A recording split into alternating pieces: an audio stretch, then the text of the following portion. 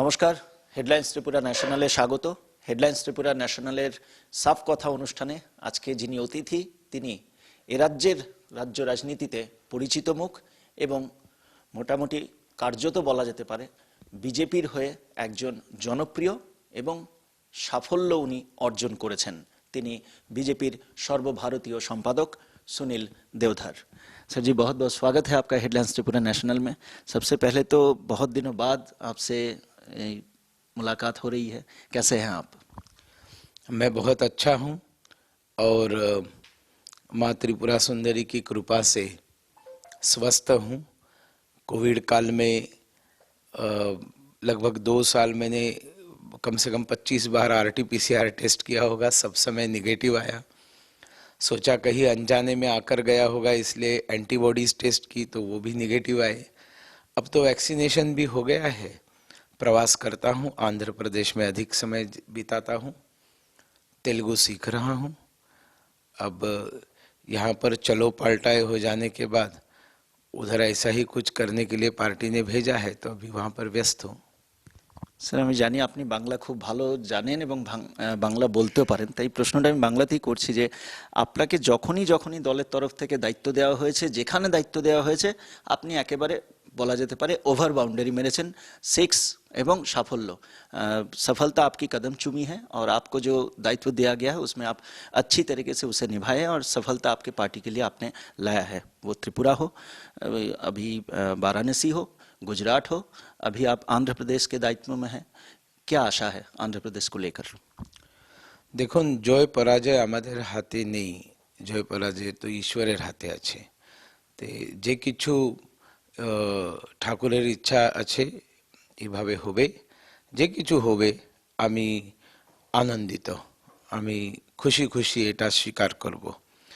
আর আন্ধ্রপ্রদেশে যে মুখ্যমন্ত্রী আছেন, এই নওজওয়ান মুখ্যমন্ত্রী অনুভব নেই, কাজের অনুভব নেই। আর সেই জন্য ওখানে আর্থিক পরিস্থিতি দারুণ।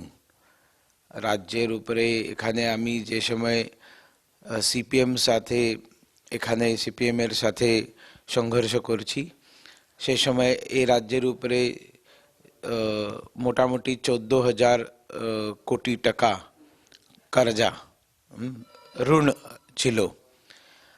আন্ধ্রপ্রদেশে তো 3 লাখ করোড় টাকা ঋণ আছে। আর এই মুখ্যমন্ত্রী আন্ধ্রপ্রদেশের এই অ্যাপিজমেন্ট পলিসি, খ্রিস্টান মুসলিমদের অ্যাপিজমেন্ট পলিসি ওনাদের, আর সেই জন্য খ্রিস্টান পাস্টরকে প্রত্যেক মাসে 3,000-5,000 টাকা স্যালারি সরকারি কোষ থেকে দিয়েছে। সেই জন্য আমি ওখানে বিরোধিতা করি, ওখানে আন্দোলন করছি। অনেক মন্দিরটা ভাঙচুর করছে, ওখানে যে অ্যান্টি হিন্দু ফোর্সেস আছে, এটা ইস্যু নিয়ে আমি ওখানে আন্দোলন করলাম। ভেঙ্কটেশ্বরা স্বামী, বালাজি, ওখানেও ষড়যন্ত্র চলছে। আর কিছুদিন আগে 26 জানুয়ারিতে আপনি সব দেশবাসী দেখছেন কি আন্ধ্রপ্রদেশের মধ্যে গুন্টুর ডিস্ট্রিক্ট আছে, গুন্টুর টাউনের মাঝে একটা সার্কেলের মাঝে একটা টাওয়ার আছে। টাওয়ারের নাম আজকেও এই টাওয়ারের নাম মোহাম্মদ আলী জিন্নাহ টাওয়ার। তো ভারতীয় জনতা পার্টি এই নামের চেঞ্জ করার জন্য আন্দোলন করেছেন, এখনো আমি আন্দোলন করছি। হিন্দু বাহিনীর এক কার্যকর্তা, এক কর্মী তিরঙ্গা নিয়ে 26 জানুয়ারিকে ওখানে গিয়েছিলেন अनफ्लोर करार जन्म। तो तिरंगा लगाने को भी उसको विरोध किया, उसको जेल में डाल दिया। तो हम लोगों ने बहुत आंदोलन किया। 2 दिन पहले उन्होंने उस पूरा टावर को तिरंगा का कलर दिया। गवर्नमेंट ने सब YSR पार्टी के, कांग्रेस के सब लोग वहाँ आए, उन्होंने उसके ऊपर तिरंगा लगाया और बताया कि हम लोग तिरंगा लगा रहे हैं। वो तिरंगे को लगाने गया, उसको विरोध किया, ये गलत हुआ। हमारा कहना है कि वो तिरंगा लगाने को गलत किया तो गलत किया ही है। आपने तिरंगा लगाया, अच्छा किया, लेकिन मोहम्मद अली जिन्ना का नाम हम बर्दाश्त नहीं कर सकते, उसको आप चेंज क्यों नहीं करते? अगर आज भी अपीजमेंट करने के लिए ऐसे किसी एक समाज के लोग हैं कि मोहम्मद अली जिन्ना का नाम होने से वो खुश होते हैं, तो वो देश के लिए खतरनाक इसलिए है क्योंकि मोहम्मद अली जिन्ना ने पार्टीशन किया इस देश का। मतलब वो पार्टीशन का बीज अभी भी है, लेकिन उस समय कांग्रेस थी जिसके कारण बंटवारा हुआ। इस बार अभी मोदी सरकार है तो बंटवारे का तो कोई सवाल ही पैदा नहीं होता। जो हमारे देश के अंदर आकर पाकिस्तान जब कोई आतंकवादी हमला करके गया है तो मोदी जी के नेतृत्व में इस देश की सेना ने घर में घुसकर उनको ठोककर वापस आने का काम किया है, चाहे वो सर्जिकल स्ट्राइक हो चाहे एयर स्ट्राइक के माध्यम से हो। और इसलिए हम लोग वहाँ पर संघर्ष कर रहे हैं और होपफुली ऐसा ही कुछ चलो पलटा वहाँ पर भी हो जाएगा। আপনি যখন ত্রিপুরায় আসেন, ত্রিপুরার যখন আপনাকে দায়িত্ব দেওয়া হয় দলের তরফ থেকে, পুরো ত্রিপুরা জুড়ে আপনি প্রচার করেছেন, দলের হয়ে অক্লান্ত পরিশ্রম করেছেন, মানুষের কাছে পৌঁছে গেছেন আপনাদের দলের বার্তা নিয়ে। তো সেই জায়গায় আপনার বিপুল জনপ্রিয়তা দেখা গিয়েছিল সেই সময়, এবং রাজ্য রাজনীতিতে এবং রাজনৈতিক মহল, পর্যবেক্ষক মহল মনে করেন যে সেই জনপ্রিয়তা, সেই পপুলারিটি সুনীল দেওধরের এখনও ত্রিপুরাতে রয়েছে। আপনাদের সরকার 2018 ত্রিপুরা বিধানসভা নির্বাচনে আপনারা জয়ের পর আপনাদের সরকার প্রতিষ্ঠিত হয়, আর কয়েকদিন বাদেই 4 বছর হবে। বর্তমানে এই ত্রিপুরা, বর্তমানে আপনাদের যে সরকার চলছে, এই সরকারের কাজকর্মের বিষয়ে খোঁজ খবর রাখেন? কিরকম চলছে সরকার? একদম নিউট্রালি বলবেন সুনীলজি, আপনি বিজেপি করেন বলেই যে বিজেপির প্রশংসা করবেন বা বিজেপির যে নেগেটিভ সাইডটা বা কোন জায়গাটা ভালো হয়নি এটা বলবেন না। এটা অন্তত আপনি একজন দক্ষ রাজনীতিবিদ, बहुत दिनों से आप राजनीति कर रहे हैं, तो जो खराब है आपको लग रहा है, जो अच्छा है वही जनता के लिए, जनता सुनना चाहिए कि सुनील जी क्या बोलना चाह रहे हैं।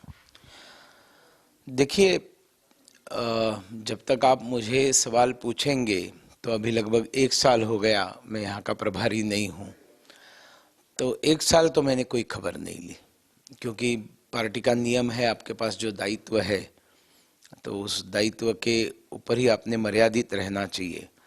और आज वैसे तो मीडिया से बात करने में कोई मेरा जिसको कहते हैं अधिकार नहीं है, लेकिन मैं जानता हूँ हेडलाइंस त्रिपुरा को कि किस तरह से हम लोगों ने कम्युनिस्ट सरकार के साथ यहाँ संघर्ष किया था, और उस संघर्ष में हेडलाइंस त्रिपुरा ने भी बहुत बड़ा साथ दिया था। हेडलाइंस त्रिपुरा ने कोई बीजेपी का साथ नहीं दिया था, अन्याय के खिलाफ लड़ने वालों का साथ दिया था। और उसके लिए कितने थ्रेट्स हेडलाइन त्रिपुरा को मिले थे सब मुझे पता है, किस तरह से हैरेसमेंट हेडलाइंस त्रिपुरा के और भी जो चैनल्स कम्युनिस्ट सरकार के अत्याचारों को, भ्रष्टाचार को जो एक्सपोज करते थे, तो उसको तकलीफ झेलना पड़ा है, ये मुझे पता है। वो सिर्फ टीवी चैनल की बात नहीं है, तो कुछ न्यूज़पेपर्स में ही जब लिखते थे उनके खिलाफ तो उनको भी बहुत भुगतना पड़ता था। तो इसलिए आज मैं आपके साथ बात कर रहा हूँ, वरना मेरे पास अभी त्रिपुरा के सिचुएशन और बाकी के बारे में बोलने का वैसा कोई अधिकार नहीं है। लेकिन आपने पूछा त्रिपुरा वासियों में मैं लोकप्रिय था, मैं उस शब्द को अलग ढंग से इस्तेमाल करता हूँ। मैंने बहुत प्रेम किया त्रिपुरा से, त्रिपुरा वासियों से प्रेम किया। त्रिपुरा के लोगों की पीड़ा, उनका दर्द, उनका दुख, उनके आक्रोश मुझसे देखे नहीं गए, और इसलिए उनके लिए विप्लव दा के साथ, प्रतिमा दी के साथ, सबने साथ में मिलकर हमने संघर्ष किया और बहुत बड़ा संघर्ष किया। मार खाए हम लोग, कई बार हमले करने के प्रयास हुए हमारे ऊपर, हमारे बूथ स्तर के लगभग 11 कार्यकर्ताओं की हत्या हुई, और सैकड़ों कार्यकर्ताओं के घर तोड़े गए, मकान तोड़े गए, दुकान जलाए गए, दफ्तर जलाए गए, और इतना बड़ा कहर बीजेपी के कार्यकर्ताओं के ऊपर ढाया है। आप पूछेंगे कि हमारी सरकार के बारे में मेरा क्या मत है, तो मेरा उल्टा सवाल है कि उस समय को आप याद कीजिए, किस तरह से पॉलिटिकल विरोध करने वालों के साथ दुश्मनी सरकार करती थी, सीपीएम की सरकार करती थी, आज आप होने वाले 4 साल पूरे होते, दिल पर हाथ रखकर अपने मन को जवाब दीजिए, कहां इस तरह से राजनीतिक विरोधियों के प्रति उस प्रकार की दुश्मनी। राजनीतिक विरोध तो चलते रहता है, कुछ टुकटाक घटना होती है, वो कोई स्टेट लेवल का कोई लीडर बताता है इसलिए नहीं होती है, वो इमोशंस में आकर एकाध मारामारी नीचे की तरफ हो जाती है, उसके बारे में मैं नहीं बोल रहा था। 11 कार्यकर्ताओं की हत्या, चांद मोहन त्रिपुरा की हत्या, हमारे चकमा जो निशित चकमा की हत्या, और कितने सारे, मतलब सबके नाम एक एक गिनाने के लिए भी समय नहीं है, लेकिन ऐसा कहाँ हुआ यहाँ पर बताइए। तो मेरी दृष्टि से सबसे बड़ा रिलीफ त्रिपुरा की जनता को अगर कोई है तो लॉ एंड ऑर्डर है। आज ऐसा एक इंसिडेंट बताइए मुझे कि बीजेपी के कार्यकर्ताओं ने या बीजेपी ऑफिस से पहले परमिशन लेकर आओ, बाद में पुलिस स्टेशन एफआईआर करेगा। नहीं होता है यहाँ पर ऐसे। पहले था कि नहीं था, सीपीएम बताएगी तो एफआईआर होगा, नहीं तो एफआईआर नहीं होगा। क्राइम रेट कितना भयंकर था यहाँ पर, महिलाओं के प्रति क्राइम कितना भयंकर था यहाँ पर, विपक्ष के लोगों के महिलाओं के प्रति कितना भयंकर क्राइम था, और उनका दोष इतना ही रहता था क्योंकि वो बीजेपी की कार्यकर्ता थी। कहाँ हो रहा है ऐसा अभी त्रिपुरा में? नहीं हो रहा है। मैंने कल ही आंकड़े लिए, क्राइम अगेंस्ट विमेन जो टॉप मोस्ट था, त्रिपुरा 1 नंबर 2 नंबर पे ऊपर नीचे होते रहता था, आज क्राइम अगेंस्ट विमेन लगभग 10% कम हो गया है। 10% कम होना ये एक बहुत बड़ी बात है। क्राइम इतना ज्यादा था इस राज्य के अंदर, लेकिन कन्विक्शन कम था, क्योंकि क्राइम करने वाले रूलिंग पार्टी के लोग रहते थे, इसलिए पुलिस एफआईआर दर्ज नहीं करती थी, इसलिए रिपोर्टेड क्राइम कम रहते थे। जो भी रिपोर्ट हो जाते थे, करने वाला जो गिल्टी है वो सीपीएम पार्टी का हुआ करता था, इसलिए उसका कोई कन्विक्शन नहीं होता था, तो कन्विक्शन रेट कम था। अब अभी जो मैंने आंकड़े प्राप्त किए, बीजेपी सरकार आने से पहले जो क्राइम रेट था 37% क्राइम रेट कम हुआ है, ओवरऑल क्राइम रेट कम हुआ है, और कन्विक्शन रेट बढ़ गया है। अब पुलिस को ये बताने वाला कोई नहीं है कि ये गुनहगार है, इसको तुम मत पकड़ो, इसके खिलाफ तुम केस मत लो। ये सिर्फ बिप्लब दा की सरकार की विशेषता नहीं है, योगी आदित्यनाथ की सरकार भी ऐसी ही है। ये भारतीय जनता पार्टी की विशेषता है, हिमंत बिश्व शर्मा की सरकार ऐसी ही है, क्योंकि भारतीय जनता पार्टी जहां भी सरकार बनाती है, हमारी सबसे पहली प्रायोरिटी रहती है लॉ एंड ऑर्डर, जिसकी त्रिपुरा को सख्त जरूरत थी।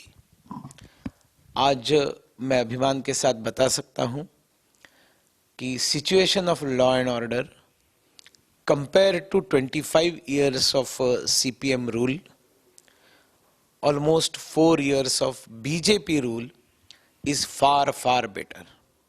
आपको जैसे 100% दुनिया में कोई चीज मिलती नहीं है, होगा भी नहीं, कहीं भी नहीं होगा, क्योंकि लोगों के अंदर जो प्रवृत्तियां है वो प्रवृत्तियां खत्म नहीं होती है। तो क्राइम करने वाला कर बैठता है, उसको आप रोक नहीं सकते हैं, लेकिन करने के बाद अगर कन्विक्शन होता है, एफआईआर रजिस्टर होता है, कानून का अगर डर रहता है, तो अपने आप क्राइम करने वाला पहले एक बार सोचता है कि मैं अगर करूंगा तो मेरा क्या अंजाम होगा।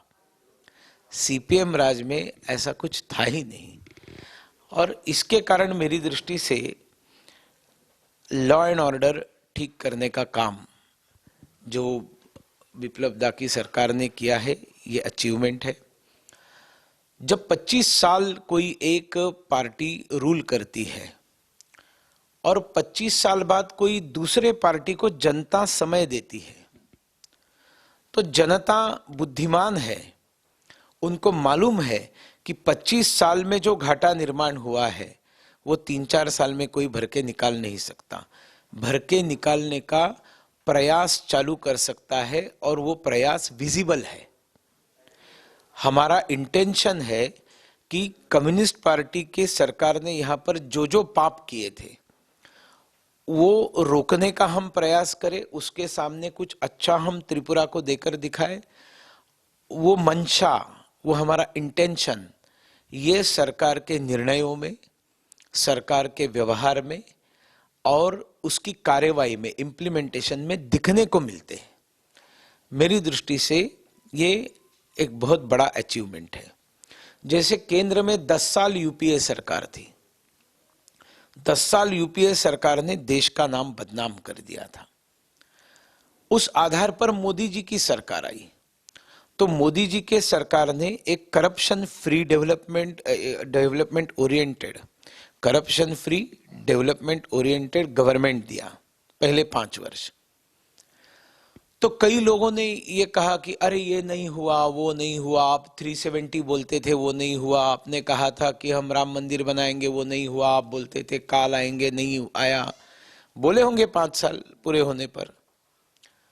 लेकिन जैसे दूसरी बार पूर्ण बहुमत के साथ मोदी जी को चुनकर दिया, तब डंके की चोट पर मोदी जी ने करके दिखाया। तो अवसर मिलना चाहिए, पर्याप्त अवसर मिलना चाहिए। अब कम्युनिस्ट पार्टी, उनका तो कमिटेड एक कैडर होता है और वो कमिटेड कैडर है, उसको तो जिंदगी भर धंधा ही ये है कि चालबेना रास्ते पर उतरेंगे, लाल झंडा लेकर सड़क बंद करके रखेंगे, षड्यंत्र करेंगे, साजिश करेंगे, झूठ बोलेंगे, मक्कारी करेंगे, जालसाजी करेंगे, देशद्रोह करेंगे। ये सब उनके यूएसपीज है, ये सब फील्ड्स हमारे नहीं है। और इन सबके सरगना, सबके मुखिया यहाँ के पूर्व मुख्यमंत्री माणिक सरकार महोदय है। अभी मैंने सुना कि भारतीय जनता पार्टी ने 25 साल का रोड मैप बनाया, तो उसको निंदा करने लगे, हंसने लगे। दादा, आपके 25 साल में आपने क्या किया? 25 साल में आपका भाषण नहीं बदला। जो भाषण 1998 में मुख्यमंत्री बनने के बाद आप दे रहे थे, मैंने 2017, 16, 15, 14 आपका वही भाषण सुनता था। मैं गरीब हूं, मेरा त्रिपुरा गरीब है, हम लोग दुखित है, वंचित है, लांछित है, शोषित है, पीड़ित है। वो दुखित, वंचित, लांछित, शोषित, पीड़ित के जीवन में कोई सुधार आने के लिए आपने क्या किया? कुछ नहीं किया, क्योंकि आपके सामने विजन ही नहीं था। विजन होना मेरा त्रिपुरा के युवाओं से सवाल है, जो आज 9th में पढ़ रहे हैं, 10th में पढ़ रहे हैं।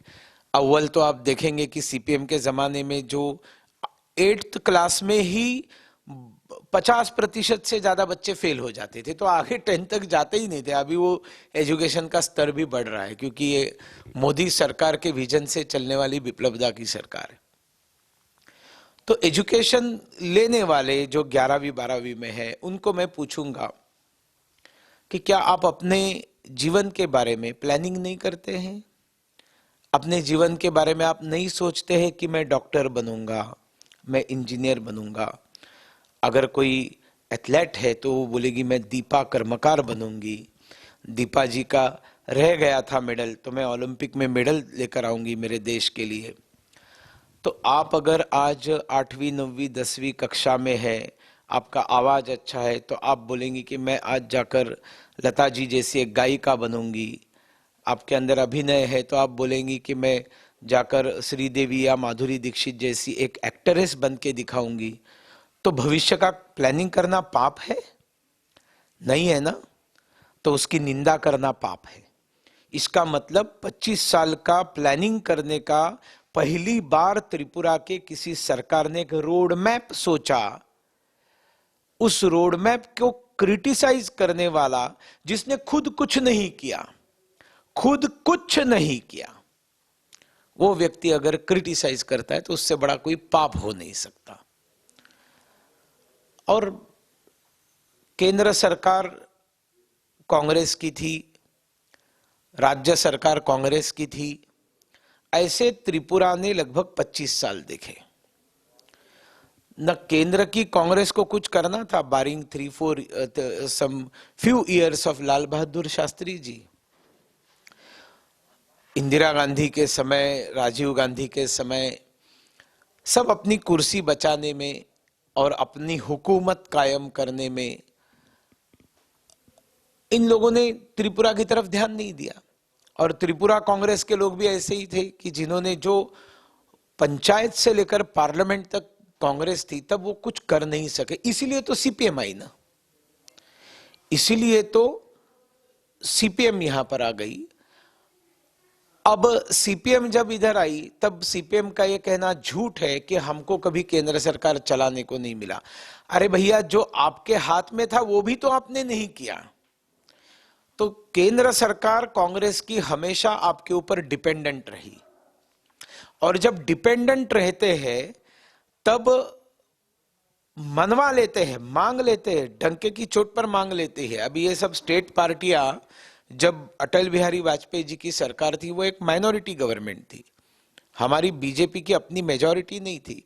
तो जितनी 25 पार्टियों के सपोर्ट से अटल जी की सरकार बनी थी, वो सब अपने अपने राज्य के लिए मांग कर लेकर जा रहे थे, जोर जबरदस्ती करते थे। जयललिता जैसी मुख्यमंत्री तो अड़के बैठती थी, नहीं हम सपोर्ट नहीं करेंगे, आप हमको ये दो, आप हमको वो दो। सीपीएम ने ऐसा क्यों नहीं किया? 4.5 साल मनमोहन सिंह सरकार सीपीएम के सपोर्ट पे चली। सीपीएम ने क्यों नहीं उस समय रेलवे यहां पर लाई? सीपीएम ने उस समय इस राज्य के अंदर डेवलपमेंट क्यों नहीं लाया? क्योंकि ये एंटी डेवलपमेंट पार्टी है, ये विनाशकारी पार्टी है, ये विकासकारी पार्टी नहीं है। इनको विकास चाहिए ही नहीं था, इनको गरीबी की दुकान चलानी थी और उस दुकान के बारे में भाषण करने थे, और कुछ माफियाओं का बेनिफिट करवा देना था जो उनकी सरकार को अक्षुण्ण रखेगी।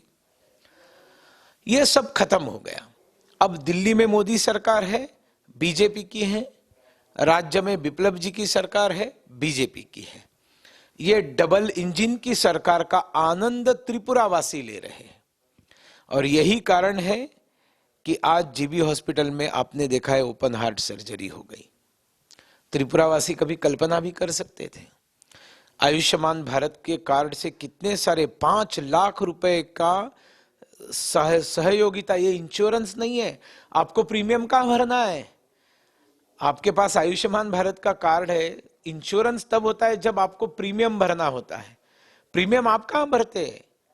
नरेंद्र मोदी जी आपको सीधे मदद कर रहे 5 लाख रुपए की गरीबों को। माणिक सरकार क्यों नहीं देते थे आयुष्मान भारत का कार्ड? तो क्या आपको त्रिपुरा के लोग बुद्धिमान नहीं है ऐसे लग रहा है माणिक सरकार बाबू, कि जो मिल रहा, घर मिल रहा है, रास्ता मिल रहा है, रेलवे मिल रही है, इंटरनेशनल एयरपोर्ट आया है, बॉर्डर ट्रेड शुरू हुआ है, जलधारा के माध्यम से 40% से अधिक घरों में अब तक पानी पहुंच गया है, ये सारी चीजों को बंद करके बंद कल्चर को लाने वाले और गरीबी की दुकान चलाने वालों को त्रिपुरा की जनता वापस लाएगी? 2-4 लोग नाराज है इसलिए त्रिपुरा की जनता अपने ऊपर बदला लेगी क्या? त्रिपुरा की जनता बुद्धिमान है। आप पूछेंगे, वो ममता जी वहां जीतने के बाद तृणमूल यहां आकर फुदकने लगी है। अरे भैया, ममता जी तो पहले भी दूसरी बार जीती थी ना, तब यहां सीपीएम के खिलाफ भयंकर एंटी इनकम्बेंसी थी। मतलब त्रिपुरा की जनता सीपीएम गवर्नमेंट को उठाकर फेंकने के लिए तैयार बैठी हुई थी, वो एक लीडरशिप का इंतजार कर रही थी। तो नजदीकी लीडरशिप, बंगाल की बेटी जिनकी भाषा एक है, वो उधर ही यहां पर आकर भी गई ना। और यहां पर जब आकर गई थी, तब यहां पर दिखाने के लिए कि त्रिपुरा की जनता ममता के साथ है, ये जो अस्तवाल में 10-15 हजार लोग जो जमा हुए थे, सीपीएम ने ही तो भेजे थे। सीपीएम ने ही भेजे थे, उसका स्वागत करके कितना अच्छा स्टेट गेस्ट हाउस को बाहर से सफेद कपड़ा वगैरह अच्छा से, मुझे याद है, डेकोरेशन वगैरह किया था, जैसे उनकी ही कोई लीडर आ रही है। Because they wanted Mamata to grow in Tripura to stop BJP. लेकिन नरेंद्र मोदी जी ने त्रिपुरा की जनता को बहुत सराहा। मैं उदयपुर की उस सभा में था। उदयपुर की उस सभा में मोदी जी ने भाषण देकर कहा था कि त्रिपुरा की जनता बुद्धिमान है, उनके सामने ऑप्शन था। ममता दूसरी बार मुख्यमंत्री बनकर जीत गई थी तो तृणमूल कांग्रेस को भी ला सकते थे वो सीपीएम को हटाकर, और बीजेपी को भी ला सकते थे। उन्होंने तृणमूल कांग्रेस को नहीं चुना, उन्होंने नरेंद्र मोदी जी भारतीय जनता पार्टी को चुना। तो वो जो बुद्धिमानी उन्होंने दिखाई है, क्या आपको लगता है ममता तीसरी बार जीते, चौथी बार जीते, कितने भी बार जीते, त्रिपुरा की जनता ममता के पीछे जाने वाली नहीं है। और इसलिए इस बात को हम लोगों को ध्यान में रखना चाहिए।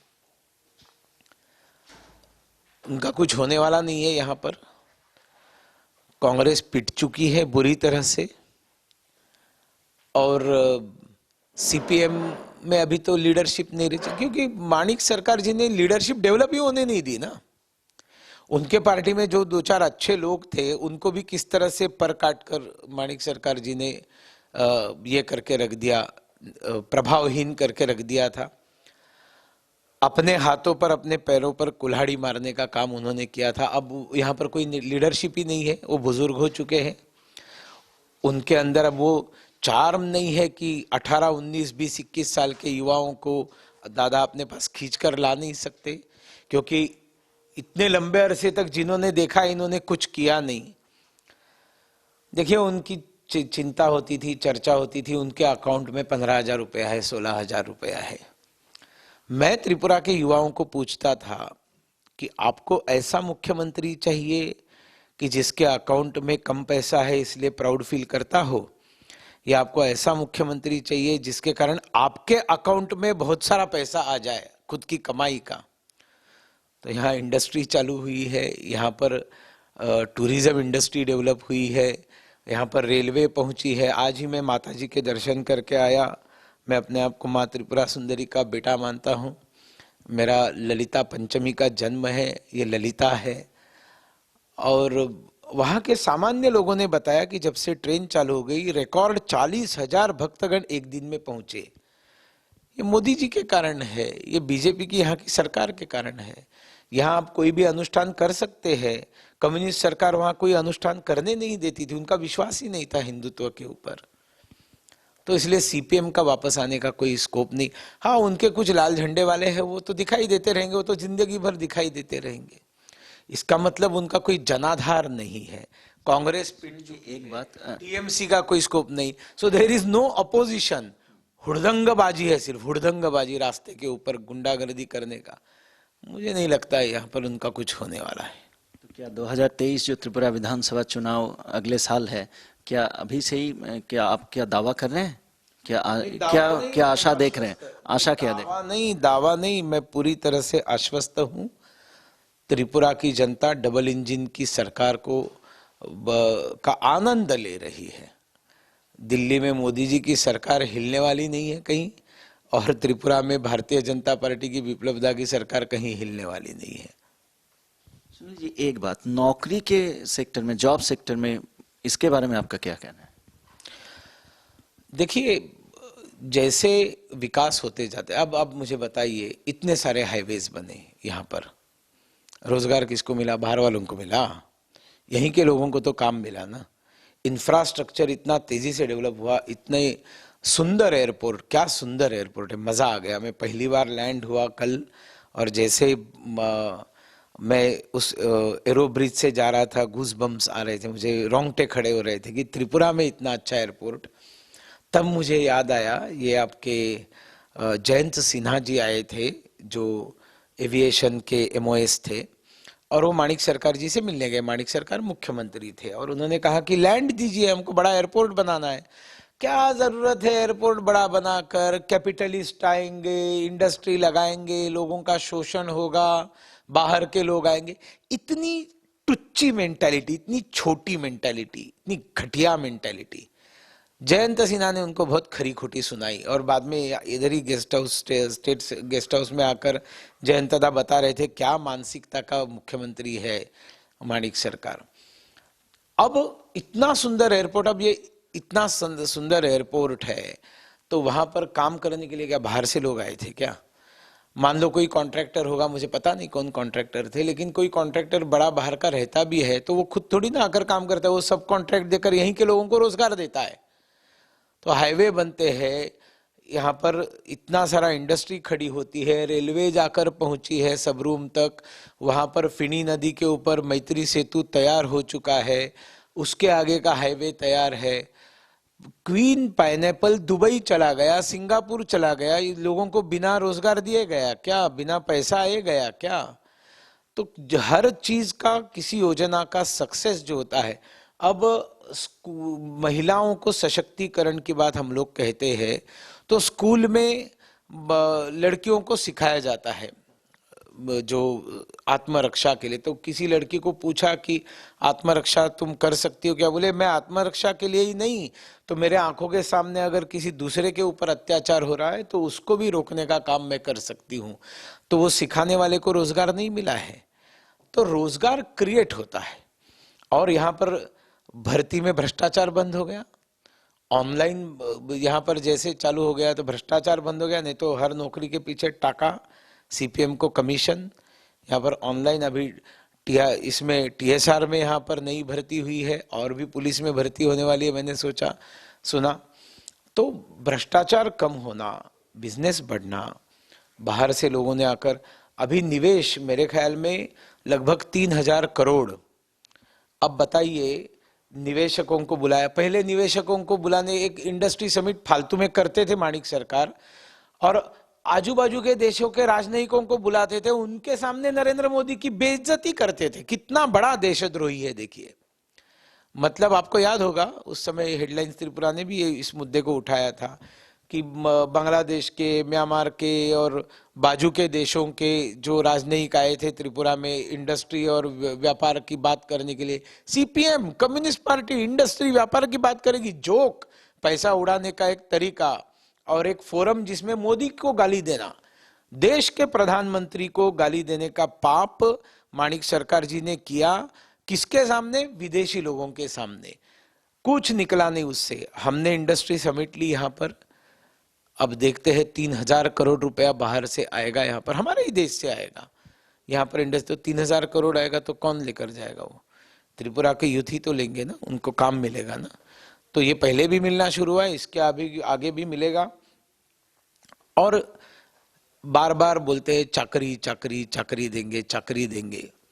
आप लोग बिप्लब दा की भी भाषण देखकर निकालिए, मेरे भी भाषण देखकर निकालिए, गलतफहमियां दूर कर लीजिए। क्लियरली हम लोग कहते थे हम रोजगार देंगे, चाकरी देंगे नहीं बोलते थे, रोजगार देंगे। रोजगार is income, we will give you sources of income. आपके घर में धन आएगा, आप सेल्फ डिपेंडेंट हो जाएंगे, आत्मनिर्भर हो जाएंगे। मोदी जी हमें कहते हैं कि नौकरी मांगने वाले मत बनो, नौकरी देने वाले बनो। और आज भी भारतीय जनता पार्टी की, न कि सिर्फ बिप्लब दा की सरकार, भारत की सारी राज्य सरकारें, केंद्र सरकार इसी पर विश्वास रखती है कि हम नौकरी देने वाले बने, नौकरी क्रिएट करने वाले बने, हम नौकरी मांगने वाले नहीं बने। हम रोजगार देने का वादा किए थे, रोजगार दे रहे हैं, इसके बाद में भी देंगे। और सीपीएम ने कभी सोचा भी नहीं था इतने बड़े पैमाने पर लोगों को यहाँ पर रोजगार मिलना भी शुरू हो रहा है, हो चुका है, आगे भी मिलेगा और भयंकर बढ़ेगा जब पूरे देश से इन्वेस्टमेंट यहाँ आकर इंडस्ट्री खड़ी रहेगी। सुनील जी, उत्तर प्रदेश विधानसभा चुनाव सामने है, क्या आशा देख रहे हैं? क्या है विश्लेषण, क्या है आपका? 2/3 बहुमत की सरकार लौटेगी, योगी जी महाराज फिर एक बार मुख्यमंत्री बनेंगे, बहुत जबरदस्त विजय होगी। देखिए, सबसे बड़ा काम अगर योगी जी ने कुछ किया होगा तो उत्तर प्रदेश की गुंडागर्दी खत्म कर दी और लॉ एंड ऑर्डर दिया, ईव टीजिंग बंद कर दिया। महिलाओं का क्या, किसी सामान्य सज्जन आदमी का रात को घर के बाहर निकलना मुश्किल था, इतनी गुंडागर्दी थी। आज मजाल है किसकी?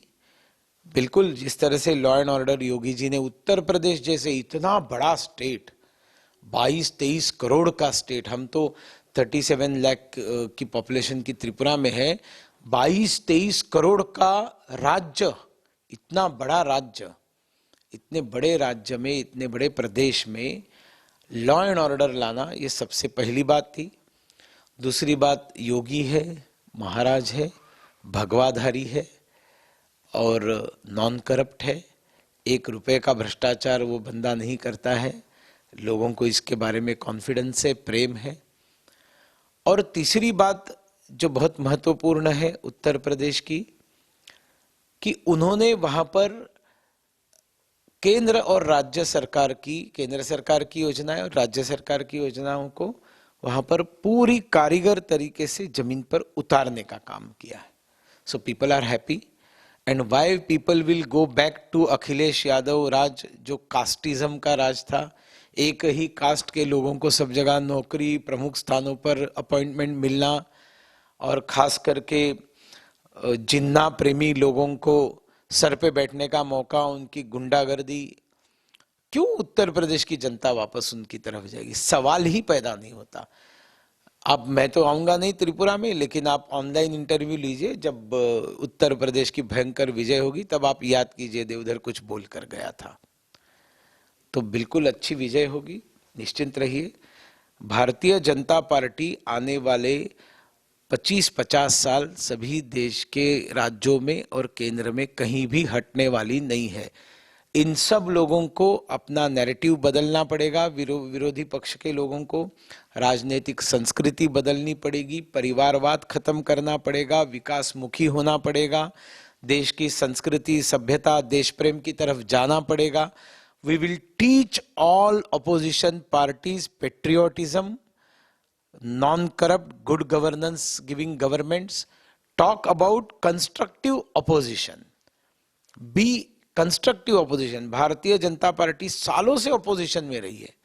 हम कंस्ट्रक्टिव ऑपोजिशन का काम किया, डिस्ट्रक्टिव ऑपोजिशन का काम हमने नहीं किया, जो सीपीएम करती है, जो ममता करती है। अरे क्या करती है ममता? केंद्र सरकार का, चाहे राज्यपाल हो, चाहे न्यायालय हो, केंद्र सरकार की एजेंसियां हो, ऐसे चल रही है जैसे बंगाल का जो है कुछ है ही नहीं, हम करे सो कायदा। तो वहां की जनता भी देखिए, जैसे वो फिर एक बार जीती और उसके बाद में जो एरोगेंस उनका आ गया है, वो बंगाल की जनता भी देख रही है। 4-4.5 साल ही तो है, जल्दी निकल जाएंगे, वो भी हिसाब करेंगे उनकी। उधर भी चलो पाल्टाई हो जाएगा। क्यों 3 के 77 होते हैं तो 77 के 300 पहुंचने में कितना टाइम लगता है? सुनील जी, आखिर में ज़्यादा समय और नहीं लेना है। राजनीति के अलावा मालूम है आपको गाना अच्छा लगता है और खाने के भी आप बहुत अच्छे शौकीन हैं, आप खुद भी खाना पकाते हैं। तो अभी कैसा चल रहा है? खाने में कुछ बदलाव हुआ है? बाकी समय कैसे आप समय निकालते हैं? क्या करते हैं उस समय? আপনার যদি মনে আছে, আমি এখানে 2017 নিশ্চয় করছি কি যে সময় পর্যন্ত আমি সিপিএম কে এখান থেকে উৎখাত করব না, আমি ননভেজ খাবো না। अदरवाइज बंगालियों का खाना मुझे इतना प्यारा लगता था, लगता है, खास करके हिलिसा। और हिलिसा को जब फ्राई करते हैं और उसका जो तेल रहता है, उस तेल को सफ़ेद भात के साथ नमक लगाकर, हरा मिर्च के साथ, दुनिया का स्वर्ग दूसरा कुछ नहीं है। यहाँ का खजूर का रसगुल्ला, अभी भी मेरे मित्र खजूर का रसगुल्ला लेकर आए हैं। तो वो जो आनंद मुझे यहाँ पर मिला, वो तो ज़िंदगी में कभी भूलूंगा नहीं। मछली चाहे सुटकी हो और मिक्स करके उसको, इतनी सी सुटकी, लाल लाल सुटकी, तो आप इतना राइस खा लो, मज़ा आता है खाने में। और मैं तो जनजातियों में खूब घूमा हूँ और मैंने बिल्कुल यहाँ पर उनके साथ पोर्क खाया है और मुझे उसमें कोई खेद की कोई बात नहीं है। जैसे जनजातीय खाते हैं, मैं उनके साथ गुदक खाया हूँ, बांगुई खाया हूँ और बहुत एंजॉय किया हूँ उनके साथ रहकर। उनमें काम भी किया हूँ, उनको पार्टी के साथ जोड़ा भी है। ये उत्तरीय आप देख रहे हैं। आप मेरे 3 साल, खास करके 1 साल त्रिपुरा छोड़ने के बाद सारे फोटोज देखिए, 80% आपको यही उत्तरीय मिलेगा। अभी थोड़ा सा वो सिल्क का जो साउथ में पहनते वो भी पहनता हूँ, क्योंकि वहाँ पर भी तो मैं हूँ ना, लेकिन इसको मैं नहीं छोड़ा ना। ये कोई आज पहना है ऐसा नहीं, आप सोशल मीडिया में देख कर निकाले। तो त्रिपुरा को हमेशा हृदय से लगाए घूमता हूँ। और जो एक समय था कि इसको शायद मैं अकेला रहता था पहनने वाला जब यहाँ पर आए थे, जनजातीय भी इसको पहनना लगभग भूल गए थे। आज करोड़ों रुपए का टर्नओवर है इसका। आज यहाँ पर शादियां भी होती है, चाहे बंगाली की हो या फंक्शंस, जनजातियों में ये उत्तरीय भेंट देने की परंपरा निर्माण हो गई है। प्रधानमंत्री नरेंद्र मोदी जी ने उत्तरीय देना चालू किया। विदेश में जाते हैं तो विदेश में पहले ताजमहल देते थे, अभी त्रिपुरा का उत्तरीय, नॉर्थ ईस्ट के अन्य राज्यों के उत्तरीय रिसा जिसको कहते हैं वो भेंट देना चालू किए। तो त्रिपुरा तो भूलने का कभी सवाल ही पैदा नहीं होता। दायित्व नहीं रहता है वो ठीक है, राजनीति में होते रहता है। 6 साल प्रभारी रहना कोई छोटी बात नहीं है। 3 साल से ज्यादा कोई प्रभारी रहता नहीं है। भारतीय जनता पार्टी ने मेरे ऊपर अनंत उपकार किए कि त्रिपुरा जैसे सुंदर राज्य का 3 साल नहीं 6 साल मुझे प्रभारी रखा। इतने अच्छे लोगों के साथ काम करने का मौका मिला। यहीं पर 2 प्यारे डॉगीज, छोटे छोटे बच्चे मेरे पास आए थे। उनके इनोवेटिव नाम थे, लैपटॉप एक का फेसबुक। अब वो 2 बहुत बड़े हो गए हैं, दिल्ली में मेरे साथ ही रहते हैं, खेलते हैं, कूदते हैं। और बालाजी का एक दिन मैं दर्शन किया 1.5 साल पहले दिवाली के समय, और मुझे अचानक अनुभूति हुई और मैंने नॉनवेज छोड़ दिया। तो ये थोड़ा मेरे बंगाली माताओं बहनों के लिए बैड न्यूज़ है, क्योंकि उनको क्या है, घर में कोई आएगा तो खाना खिलाएंगे, निरामिष बोलने के बाद ए राम आमी किता करबो दाइल भात आमी। लेकिन ऐसा बोलने के बावजूद इतना सुंदर वेजिटेरियन खाना बनाती है। कटहल की सब्जी बनाती है, कच्चे केले की सब्जी बनाती है, छेना पनीर की सब्जी बनाती है, सोयाबीन ऐसा रांधना करती है जैसे मटन बनाया है, और साथ साथ पनीर की सब्जियां बनाती है। एक्सीलेंट कुकिंग बंगाल का। अब वैसे ही आंध्र के फूड के प्यार में पड़ा हूँ। एखाने आमी गान शिखছি অনেক গান, লতা দিদির অনেক গান আমি শিখলাম এখানে। এই একবার বিদায় দে মা ঘুরে আসি, আমি হাসি হাসি পড়ব ফাঁসি দেখবে ভারতবাসী। এরা দেশভক্তির গান আছে। আর অনেক লতা দিদির রোমান্টিক গানও আমি এখানে, বেহায়াবাসী ডাকে যে নাম ধরে। ऐसा कोई गाना जब आप अवसर समय में गुनगुनाते हैं जो आपको सबसे पसंद है? এইটা গান আমি বেহায়াবাসী তো অনেক সময় শুনি, লতা দিদির গান। আমি এখন গাবো না, আমার সুরটা ভালো নেই, है ना। আর এখন তো আমি ఆంధ్రప్రదేశে తెలుగు భాష শিখছি। ఇప్పుడు తెలుగు నేర్చుకుంటున్నాను, కొంచెం కొంచెం మాట్లాడతాను, तेलुगु पाटा विंटानु, मतलब तेलुगु गाने गाता हूँ। वहाँ पर भी आशा जी का गाना गाता हूँ, और SP बालासुब्रमण्यम जी का गाना गाता हूँ। लुंगी पहनकर घूमता हूँ। यहाँ पर ये टीका तो मैं, आपने त्रिपुरा में कभी देखा नहीं होगा, मैं यहाँ बहुत ज़्यादा टीकाया लगा है। लेकिन जब से आंध्र में गया तब तक पूरा गोविंद नामम लगाकर घूमता हूँ। तो यस्मिन देशे यदाचारा हमारे भारत का नियम है। ये कोई पॉलिटिकल ड्रामा नहीं है। हमारे ऋषि मुनियों ने बताया है कि आप जहां जाते हो वहां के बन के रहो, वहां के जैसे बन के रहो, वहां की भाषा सीखो, वहां की संस्कृति में सम्मिलित हो जाओ। इसमें कौन सी राजनीति है? ये तो संस्कार है हमारे देश के जो हम करते थे। तो इसलिए सब कुछ वैसे के वैसे ही है, कुछ परिवर्तन हुआ नहीं है। मेरी त्रिपुरावासियों को बहुत बहुत शुभकामनाएं हैं, और मेरा उनसे निवेदन भी है कि जो प्यार विश्वास उन्होंने नरेंद्र मोदी जी के ऊपर दिखाया, भारतीय जनता पार्टी के ऊपर दिखाया, बिप्लब दा, प्रतिमा दी और हमारी टीम के ऊपर दिखाया, उसे अक्षुण्ण रखे, उसे कंटिन्यू करे। और त्रिपुरा का, एक त्रिपुरा श्रेष्ठ त्रिपुरा का जो हमारा लक्ष्य है, गांजा फ्री, नशेड़ी फ्री, ये CPM ने जो दिया था इस राज्य को, गांजा देखिए रोज अभी भी गांजा रेगुलरली पकड़ा जाता है, हमने छोड़ा नहीं है। तो ये सारा जो नशा मुक्त त्रिपुरा, जहाँ पर चाकरी युक्त नहीं रोजगार युक्त त्रिपुरा बनाने में हम सभी अपना योगदान देते रहे, बस इतनी ही प्रार्थना है। माँ त्रिपुरा सुंदरी के पास मैंने आज ये प्रार्थना की, और बस आपको बहुत बहुत धन्यवाद देता हूँ। अन्यथा मैं तो आज मैंने पार्टी से परमिशन लेके ही आपको आज इंटरव्यू दिया है। बहुत बहुत धन्यवाद। बहुत बहुत शुक्रिया सुनील जी कि आपने इतना समय हेडलाइंस त्रिपुरा को दिया, इसके लिए, और बातचीत किया हेडलाइंस त्रिपुरा से। आपको हेडलाइंस त्रिपुरा की तरफ से, हेडलाइंस त्रिपुरा नेशनल की तरफ से आपको बहुत बहुत धन्यवाद। धन्यवाद, धन्यवाद, नमस्कार।